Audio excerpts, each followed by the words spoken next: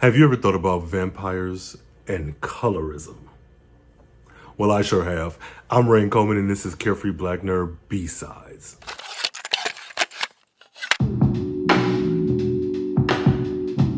One thing I realize is that vampires are more than likely, they are my favorite supernatural creature in every iteration. Like the difference that you can play with their power set, with their lore, like I love it. Yes, you can do that with pretty much any supernatural being, be it a werewolf, be it a shapeshifter or whatever, but I really dig my heels into vampirism.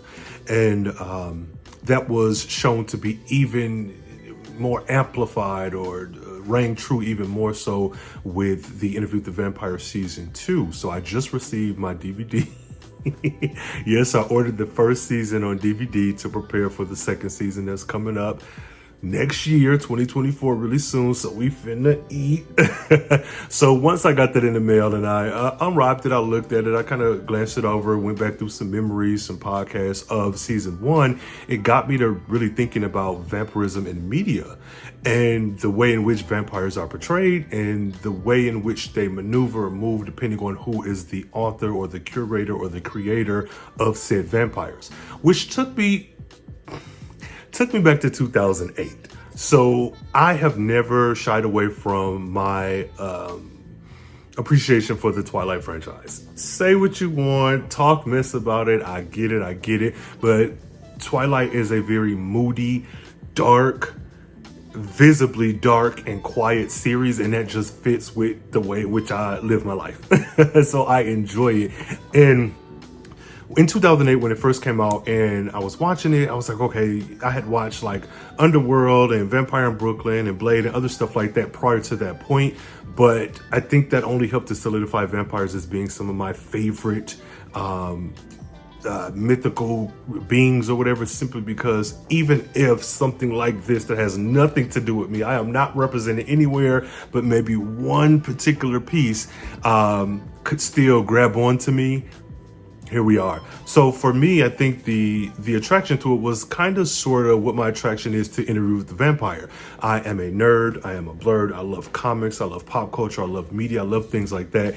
And that being said, a lot of things that get translated into live action or even further animation, I'm aware of. The DCs, the Marvels, the Image, etc. I'm aware of those. And even if I don't know intimately every detail of a story, for the most part, I understand the setup and how it moves. With Twilight and with Interview with the Vampire, those are two franchises that I were tangentially aware of. I kind of knew about them, but I was not knees deep in the lore. So for me, it was like experiencing something else brand spanking new from the ground level. And so that was my attraction to it. Now, bring in the issue. So we know Stephanie is not no friend of mine. And when some of the changes were made for the live action, i.e. Laurent being ashy as all get out, that kind of messed some stuff up. Now, Laurent was a good looking guy. They did what they could with what they had, but he was ashy. And so fast forward to Interview the Vampire Season 1, I was very vocal about my opinions about the series, both on TikTok, Carefree Blurred, and over here on YouTube as well, and podcasts and all that other stuff. Like, I was very vocal about how I felt about this series.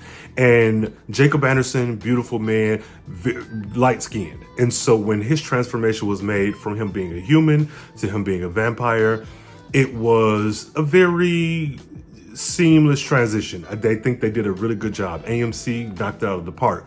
But in the midst of watching that transformation and getting into the series and becoming a fan of Interview with the Vampire, I had this PTSD from seeing Laurent and his ashy behind in Twilight. And with that in mind, it got me to thinking about vampires and colorism in the way in which they're portrayed. And so I released a video, and I'll repost it here if I can find it. But so I would like to know, are there any dark-skinned vampires in this universe? Now, it's not for the reasons that you think. I want to know if they are because Louis, when he was turned, he had a grayish look to his skin, so you could see the life draining from his body, and then it, regained it eventually. And he's more of a kind of red-skinned guy. Claudia, I'm not sure if the actress is biracial or not, but she already has a pale look to her skin, a very fair, lighter look to her skin.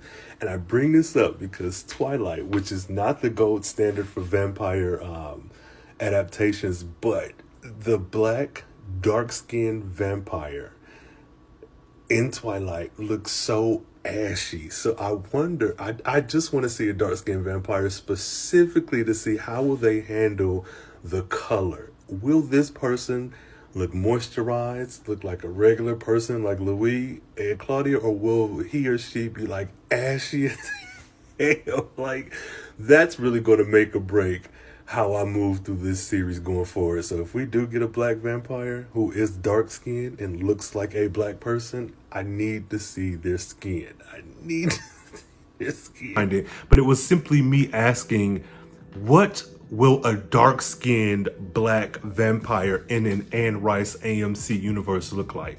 They've done so well with the series, with the story, with the cinematography, with the wardrobe and everything. That was the one thing I was like, okay, they're doing so well. The shoe has to drop somewhere. And more than likely, in my mind, because of that Twilight PTSD, I was like, okay, it's probably going to be the black, dark-skinned vampires. Now, I will say, Claudia was turned. She's very fair skinned, much lighter than Louis. And the closest we've gotten, spoilers for anyone who hasn't seen Interview with the Vampire season 1, is Armand. Now, he isn't black, but it gives me hope because of the richness of his skin. He's not ashy at all. And yes, this may be a minor thing, but with the recent events of the Magical Negro movie and the controversy surrounding that, I think it further kind of amplifies or drives home the point that you really have to, it's not enough to have us on screen, it's also to have us behind the scenes, because that Laurent versus a Blade versus a Maximilian from Vampire in Brooklyn versus, I'll say Armand, even though he's not black, but versus an Armand is a stark difference. So that was like a huge concern of mine. All right, now I'm gonna stop there. This has been my Carefree Black Nerd B-Sides, episode 4. Now you can catch the full podcast wherever you get your podcast. There will be linked in the show notes, so you can just go in there and check it out. And I go into more detail about other topics, about my Twilight history, about Interview with the Vampire, about me watching the earlier 90s movies and that translation, Akasha, Aaliyah, and in other instances of black vampires and how they've been perceived, and specifically with skin color, because again, I cannot get over Laurent ashy behind. With all that being said, check out the podcast, link in the show notes wherever you get your podcasts. I am Rhayne Coleman of Carefree Black Nerd Podcast, and this has been Carefree Black Nerd B-Sides preview. Doing that are similar to other people, but when there's only one of one that makes it stand out. And it's like you have to be very cognizant about the way in which you're treating characters regardless of color, of sex, gender, disability, etc., especially when they're one of one, because your storyline might be something that is